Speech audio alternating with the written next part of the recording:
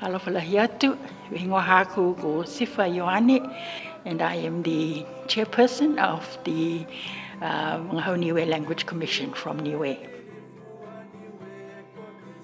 What I've seen today is that you people have done so much. The increase of use of te reo is remarkable.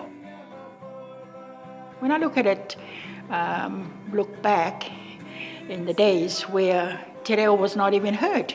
Coming into New Zealand now, most people using te reo, which is why we are here. We're wanting to find out how you people have come to that stage.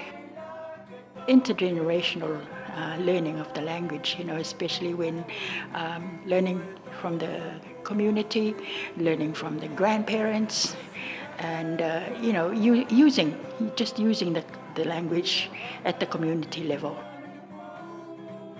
You'd find also that children who have been brought up by grandparents learn a lot more language, not only the language but also the culture that goes with it. I think it's beneficial for both commissions. I think we have a lot to learn from you people, and you people have also learned a lot from us. A lot of people have shown interest, and you have really had a lot of people learning te reo over the years, which is really remarkable.